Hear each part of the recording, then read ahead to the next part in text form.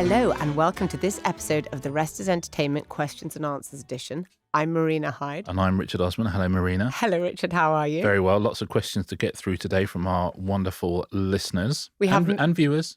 And viewers. On YouTube. Yes. Marina, I have a question for you from Olivia Buckley. Yes. I put out a call last week for people to start using their first name and surname. Otherwise, I would essentially assign a surname to them. And Olivia Buckley has paid attention. Fitting people with surnames, whether they wanted them or not. Exactly. I mean, everyone wants a surname, don't they, really? Yes. I mean, maybe not Madonna. Olivia Buckley says, I originally started watching Grey's Anatomy, only 20 years late. Doesn't matter, you can watch things whenever you want these days. In Series 7, there was an episode filmed in a mockumentary style, breaking the typical episode conventions of your standard medical drama. I'd all but forgotten about bottle episodes, be it elaborate dream sequences, musical numbers, or focusing on a totally random character. Why did they do this? Is it to help break up the series, allow the wider narrative to shift to another focus? Was it an outlet for the writer's creativity, or just an attempt to push boundaries? Normally, it's none of those things. It's really just to save money. Well, a bottle episode is slightly different to what Olivia's talking about here, I think. Yes. So define a bottle episode. Well, for me, a bottle episode, and actually it came from some American TV producer saying we had to sort of pull an episode out of a bottle like a genie. Because when you were making these long 26-part series, sometimes you'd have an expensive episode or, you know, you'd have various guest stars. And then suddenly, clearly, you have to allocate your budget across the series. So if you spent more on one episode, then you're going to have to cut back somewhere else. You'd only have your very core cast, or even sometimes you only have like a couple of your core cast. And they're often trapped somewhere, like maybe they're stuck in a room. It's not an expensive setting. If you've ever seen, like you've noticed quite often throughout the new iteration, not the newest, but since Doctor Who came back originally, when Russell T Davies originally brought it back with Christopher Eccleston, you watch all of those series and you'll see they've had some massive intergalactic battle episode and then suddenly like everyone's stuck in a library in the next.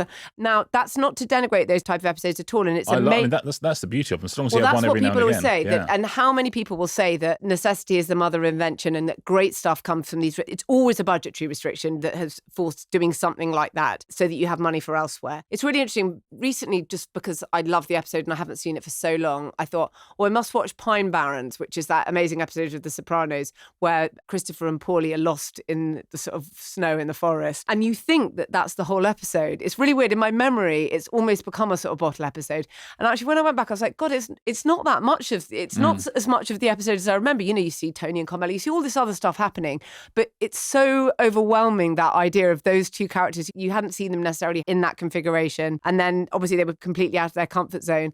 And it's really odd. It's like, oh my God, it's not actually a bottle episode, but many people remember it as such, I think. There's a really good one of Parks and Recreation where Ron Swanson and Leslie Knope, obviously played by Nick Offerman and Amy Poehler, they're sort of stuck in the office all night. And it's just a two-hander. It's really incredible. I mean, it's an amazing episode. And obviously because those two represent really different ideas of like big and small government and all. Anyway, it's really interesting the way they work through the night together. There's a West Wing episode, I think it's called something like 17 People, and they're all stuck in the West Wing overnight and they have to work out whether or not they're going to raise the terror threat. They all bump heads and blah, blah. I'm trying to think of the other great ones. There's one where Peggy and Don Draper, there's one called The Suitcase. They're working on the Samsonite account, I think. They eventually have these various breakthroughs, I suppose, in their relationships, in their views of life. There's that episode of Breaking Bad. The Fly. Yes, The Fly, where I think I've read about this once. They were stuck on the location somewhere and Vince Gilligan said, I couldn't really get them to the next place and we were sort of stuck between things. So I had the pair of them and they were just stuck in this location in the last episode. And then there's the sort of fly in the room. The second the door locks, you think, oh, it's a bottle episode. Yeah. I remember Family Guy doing a brilliant bottle episode with Stewie and Brian. And the joke being, of course, at Family Guy, you don't need a bottle episode because it's the locations. Yeah. I mean, you've got to draw different backgrounds, but a lot of those are reused. I always remember the brilliant Jimmy Mulville, who ran Hat Trick. He was the producer on Alas, Smith and Jones, Mel Smith and Griff Rhys Jones. And the most famous thing about that show, the thing that most people remember, are those shots with the two of them with their heads really, really close together against a black background. And Jimmy was saying, well, you know, it was a sketch show. We do all these things. We were sort of 3 minutes short per show and zero money left in the budget. So I just said, listen, let's just stick the two of you in front of a camera with a black background and we'll just write some stuff. And he said that became the biggest, the most famous, most successful bit of that entire show. It defined it really. And And it was ripped off beyond all, it just became, we didn't have the word meme then, but it was a meme. It's very memeable. And if they'd had the money to do a Bridgerton ripoff, they would have done that instead. But instead it was just two people in a room. But I think Olivia is also talking about that thing that you get after a few series of something where suddenly, there'll be a musical episode or there'll be a live episode. And I think that comes from when you sign up for one of those big shows, a Grey's Anatomy, something like that, you are signing up for a minimum of 7 seasons. And that's a lot of actors, that's a lot of talent behind the camera, director, writers, all sorts of things. And there comes a point where you've really proved what you are as a show and, you're making money for everybody. There's a sort of creative itch that goes, we've got this massive thing that everyone's watching. There'd always be someone in the writer's room who's, just written the book for a musical. And there'd always be, someone on staff, whoever the composer is, just say, I can knock you off a few things. And so it's one of those things, it sort of comes with success where you go, we have earned the right now to do a very unusual standout episode. That keeps everybody sweet. He's getting quite bored of going around the same circle every week. I think exactly that. Season 6 is on, you look at the script, there's 20 episodes, and like episode 12, you go, oh, that's a musical. Oh, that's quite fun.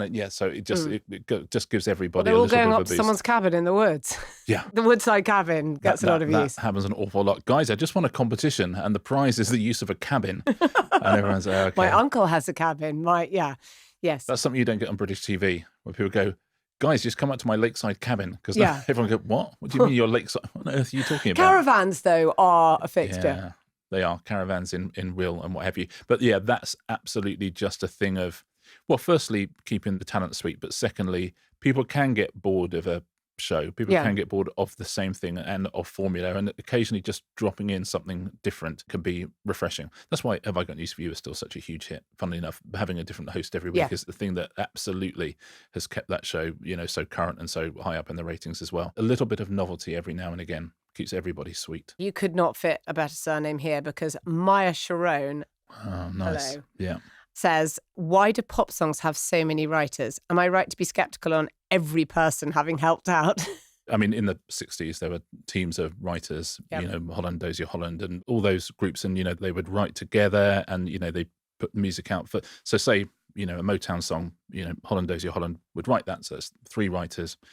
Then you get to 70s and 80s, and people started sort of writing their own material. So Elvis would never really write his own songs. He's always got writers writing for him. You get to 70s and 80s, people start writing their own material. Either the lead singer of the band or like the whole band would be credited. And bands where it's just the lead singer tend to fall apart quicker because the lead singer suddenly becomes incredibly rich and the rest of the band don't. A Coldplay type band where everyone's getting equal credit, they tend to stick together because they're all billionaires at the same time. What happens now, so much music is collaborative now. We talked before about the absolute collapse of bands in the 21st century and how almost all number one singles now are soloists or soloists featuring various people. And firstly, you've got your original artist who might have a couple of writers and themselves. You've got the person coming in to do a rap. They got themselves and someone else maybe they work with. But the big thing has been samples. So the big thing is so much of modern music, modern R&B, modern hip hop is composed of samples. And every single time you sample something, that has to be included on the writing credit. If you're Beyonce, you want to sample a Motown song, then already the credits are Beyonce, Holland, Dozier Holland. You've already got 4 people before you've got the other people who Beyonce is happening to collaborate it with on this album. I think songwriting's got much more collaborative because studios are now such an interesting creative space and a more democratic space than they used to be, because a producer of a song was always not dictatorial, but they're a gatekeeper because it complicated the thing that they were doing. And now with the software, lots and lots of people can sit in the studio. And sometimes they were dictatorial. Oh, of course they were, because, like a theatre director, isn't it? Beyonce's album, I think there's 24, for Alien Superstar, for example, it's got 24 credited songwriters. Now, there'll be a few of Beyonce's collaborators, there'll be the producer, but then there'll be every single writer of every single sample in that song. And so it's not 24 people sitting in a room doing the same thing. But essentially the thing is, if you change a single word, used to be change a word, get a third. So some of our favorite boy bands and girl bands, they would be given a song. Listen, I'm mentioning absolutely no names. They would be given a song and, there'd be like a sort of beauty parade of songs would be played to them by songwriters, and they choose one they like. And then they go, instead of this thing saying, I love you so much, I think I would say, I love you very much. That's the whole 90s, basically. The whole 90s. And then they give interviews saying, we're different because we write our own music. We write our own stuff. It's really collaborative. We say our own process. And if you are the songwriter, by the way, whose song has gone in there, and the record company says, yeah, we absolutely love it, just so you know, person X from this band has changed a couple of the lines, so they will be getting 50% of the thing. Well, as a songwriter, either no one is doing your song and you're getting nothing, or that group is doing your song and you're getting 50% of what is hopefully a big hit. There are, of course, Gary Barlow writes his own songs, and there were examples of people in those groups who do write their own songs, but there's more examples of people who are credited on all sorts of big hits who, essentially... maybe did not even say a word. Write a word, get a third. Yep. Ed Sheeran did Perfect in 2017, and he's the sole songwriter on that. But when he did a version with Beyonce, she changes the gender of a couple of lines, but that is credited to Ed Sheeran and Beyonce as songwriters. And so it's well done, Mr. Entertainment Lawyer. Or might be a lady, Mrs. It might be an unmarried lady. Yeah. It might be Miss. Yeah. Entertainment Lawyer. So many options. So, it's one of those things. The world of songwriting has changed. One thing that hasn't changed is you get teams of songwriters. You always used to in Tin Pan Alley and all that. They were, having certainly pairs. There were loads of trios as well in the Motown era. And by the time you've got 4 samples on something and your own people, and there's 3 people on all of those, it's very quick to get up to 15, 16, 17, 18 writers on something. I was listening to the new Mannix album, which I like very much, and there's a beautiful song called The Decline and Fall, and I was looking at the credits for that on Spotify. I always click on who wrote the song because there's always interesting stories. And it has Difford and Tilbrook on there, and Difford and Tilbrook, as our older listeners will know, were the songwriters behind Squeeze, and it's because they used a distinctive guitar part from Call for Cats on that, and so Difford and Tilbrook are joint songwriters on that, and will get equal share of the money. Famously, Bittersweet Symphony by The Verve, all their money really went to the Rolling Stones, or at least Andrew Loog Oldham, because they used an orchestral version of a Stone song that he had arranged. So it's, if you are at all interested in modern music, you do want to use samples, you do want to reference the past, you do want to use things that have been done before, and if you do that, suddenly there's more and more and more and more writers. Right, everybody, I think we should go to a break now, although I understand I'm being set some terrible test later. You are. We had a lovely question a couple of weeks ago about what constitutes an A-list star. I think Leonie Beck wrote in and said that her and her husband argue about what A-list is, and you said that you could literally be given the name of any actor and tell me if they were A-list or not. So I will be, Leonie, keep listening, because I'm going to be putting Marina to the test straight after this. Oh, this could be quite... I'm sorry. I won't apologise in advance. Oh, you love it. You're going to get to play God. Yeah, you're right. My revolution is happening after the break.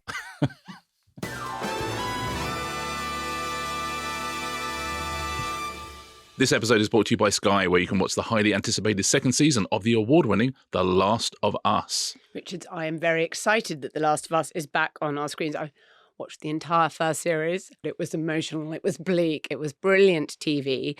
It follows Joel, played by Pedro Pascal, who is tasked with escorting Ellie, played by Bella Ramsey, who's a teenage girl. She's immune to a deadly infection, and he has to transport her across a post-apocalyptic America in which they face these infected clickers and much more. And season 2, I think, picks up 5 years later. They're living in a community of survivors. Time jump. Time jump. It's probably 5 years since they filmed the first one. So it's fair enough, isn't it? Now, from what I hear, my nerves, the second season sounds like it's going to be even more intense. There's conflict brewing everywhere, not just on the outside with the infected and all the different factions among them, but inside between Joel and Ellie too. Yes, if you're into emotional gut punches, high-stakes world building and brilliant performances, this show is for you. Watch the brand new series of the award-winning The Last of Us, available on Sky now. Welcome back, everybody. Marina, are you ready? I'm as ready as I will ever be. Excellent. Leonie Beck, a couple of weeks ago, her and her husband argue about what's A-list or not. We had a little chat about it, but I said I'm going to set you a challenge. You said you could tell me if anyone was A-list or not. I wish I had a gavel. I've just realised, but never mind. Everyone at home, see if you agree or disagree with Marina's options. So I'm going to give you a list of actors. You have to tell me, say A-list or not A-list. I'm going to say what strikes me in the moment. This is like one of those things where you're trying, where you just have to react to pictures or whatever it is. Are the following actors A-list, B-list or C-list? Let's go. Your first actor is Idris Elba. B. Cillian Murphy. Oh, B. Come on. Florence Pugh. B. And that's, B. No, she's B. Yeah. I hope this is not just Marina saying B the whole time. No, carry on. You get that from a Chris Packham podcast. Yeah. Zendaya. A. Can open a movie. Don't worry, carry on. Yeah. Jennifer Lawrence. A. Actually falling, but she's had 2 very big franchises. A. Pedro Pascal. B. TV star mainly. Barry Keoghan. Fantastic Four could change it. Oh, Barry Keoghan. No, B. Come on. Ayo Edebiri. No, B. If that. This would be an interesting one. Vin Diesel. A. Sorry, it's a massive franchise. You don't make the rules, right? And if I did anyway, I'd put him in. Come on. What are we talking about? Rachel Zegler. Oh, no. I mean, B and Falling, I'm afraid. Dev Patel. What? No. I mean, B, I love, very nice, but B. See? Okay, here we go. Friend of the podcast, Glenn Powell. B rising. Strongly rising. Still B, though. Still B. Yeah, come on. A couple of years' time, they'll be going, can't remember when Glenn Powell was B-list. Well, it won't be through want of trying if they aren't. Let's put it that way. Talking of Glenn Powell, Sydney Sweeney. Again, B rising, both of them, but they haven't yet got those kind of open movie roles. We have to see if they can do it. On the cusp. Cuspy. No. Tom Hardy. B. Al Pacino. Oh, come on. Okay, A, but heritage. I mean, he's not opening a movie now, is he? I mean, Heritage A. A heritage. It's a special category. If you hadn't said A at that one, that's A star. Oh, come on. It's ridiculous. A heritage, yeah. Yeah, Don Cheadle. No. We're not even giving him a letter. He's getting a B. Dustin Hoffman. A heritage, come on. Okay. Saoirse Ronan. I love her, but B. I mean, yes. I mean, it's art house, isn't it? Natalie Portman. Used to be A, now B. Okay. Viola Davis. A, maybe. A, maybe. B, yeah, A. This guy's got a clue in his name. Michael B. Jordan. Oh, A. Michael A. Jordan. You're saying, wow. Michael A. Jordan. I think so, yeah, definitely. Olivia Colman. Sorry, I mean, amazing, but B. Amazing, but B. Well, because, she's not, of course she should win all the awards and the Oscars and whatever, but I don't think of her as a sort of A-lister in that sense. So you think she's many things, but she's not Sylvester Stallone? Yeah, and I think she probably loves that. Yeah. Sylvester Stallone. Oh, A heritage. Amy Lee Wood. What? No, I mean, doesn't rate. Well, sorry, I know she's had a terrible week, so I don't mean to add to it, but she's a part in an ensemble on a television programme. Okay. The end. Robert De Niro. Heritage. Seen him also nights. Andrew Garfield. I love him, but B. And we're going to end with this one, interesting one. Blake Lively and Ryan Reynolds. Both A. Both A? Yeah. But would they be A without the other? Does a rising tide raise all ships in that relationship? That's difficult, isn't it? I don't know. They're sort of somehow have been greater than the sum of their parts, I think. So double A. I think they're both overrated, but no, listen, it's good. I don't think he's a good guy at all, actually. But yeah, I don't get a good vibe off him. Okay, I don't mean that kind of monster, just like a celebrity monster, I think when you become very, very famous, I think that's the problem with those two. But yeah, they're very, very famous. You did that very quickly. I got through the entire list of people. That's very, very impressive. I mean, some of those, I honestly think, in retrospect, because I didn't know who was coming next, I was trying to sort of always calibrate against the ones before, so I never knew who was coming next. I could have definitely had a couple of C's and D's in there. But that doesn't mean that, I don't love them as an actor, but we have to be honest about what type of star they are. Tom Cruise, Tom Hanks, Sandra Bullock. Oh, I mean, well, Sandra Bullock, I mean, I love her, but yeah, I mean, she's heritage A now. Tom Cruise and Tom Hanks are still A. Aniston. Well, I mean, Aniston's A. I should think she could open movies still. Yeah. She just likes doing, brands now, as far as I can work out, fitness brands and things like that. But listen, that's easier than acting, isn't it? Yeah, I think so. Leonie, thank you so much for a question from 2 weeks ago. And Marina, congratulations. That was very, very good. Okay, Richard, for you, Laura Harper would like to know something about first editions. On auction sites, it seems that the most expensive antiquated books are first editions. What does this mean? Is a first edition always a set amount of books? How are they distributed compared to others? Does the author get a say on where those go and who they're distributed to? So first editions, yeah, absolutely. They're very much the most expensive books you can find. And the real sweet spot is an incredibly famous book that wasn't very successful at the time. So if you take the first Harry Potter, the Philosopher's Stone, this is a book where lots of books will go straight to paperback. A few books will go to hardback, and Philosopher's Stone did that. But if it's an unknown author and people don't know if it's going to go well, they might publish 1,000, 2,000, something like that. So a very small print run. A very small print run. And so in 30 years' time, and that's the first edition, when that all sells out and actually people like it, the next print run is 3,000 and then 5,000. And the very first editions of the Harry Potter books, for example, which have a few typos in them, which gets changed for the next edition, are worth an absolute fortune because there was very few of them and it became immensely popular and successful afterwards. It'll say first edition, first printing as well. That's the absolute key. Whenever year it comes out, you'll do a certain amount, and then if it's successful, you'll do more. That'll be the second printing or the second edition, and then more and more and more. So the key thing is, well, two things. Firstly, a book like Harry Potter, a more modern book, if it didn't sell a huge amount at the time, but now has sold millions upon millions, those are worth an awful lot of money. And then the older books, you take like an Ian Fleming or something like that, which again, the first ones didn't sell as well as you might think. And so if you can get an original first edition of Ian Fleming, they are worth an absolute fortune, especially, we talked about this the other day, if you get them in the dust jacket. Yeah. Because very, very, very few dust jackets survive from anywhere. And there's American first editions, there's UK first editions. So see how many books there are, see if it's in a dust jacket, see what sort of state it is in. And there's all sorts of things like Gatsby. There's on the very first ever dust jacket of The Great Gatsby, there's a typo. One of the letters is in lowercase that should be in uppercase. And so you've got yourself a first edition there, because there's all sorts of, people are never quite sure with dust jackets, they put them on different ones, or there's various fakes and things out there. The most expensive first edition ever, really, is it a first edition? Shakespeare's First Folio. And at the time, there were 750 of them. But as you can imagine, very few of those still exist. And one sold at auction for £9 million. So that's what you'd be paying for a first edition of that. Now, Alice's Adventures in Wonderland, again, a book that didn't sell like crazy in its first edition. There's only about 22 copies still in existence. So that sold for £2.5 million as well. So there's all those sort of things out there. Now, before you get first editions, there are also proofs. There are things like that. There are special editions that different bookshops will put out. But if you have a book that was big at the time, then even the first edition is not really going to be worth a lot of money. If you, for example, have a first edition of an early John le Carré book, then you've got yourself some money. If you've got a copy of a John le Carré book, a first edition, anytime after The Spy Who Came In From the Cold, which was his huge hit, and suddenly all his books sell a load, it's worth an awful lot less money, even with a signature on it.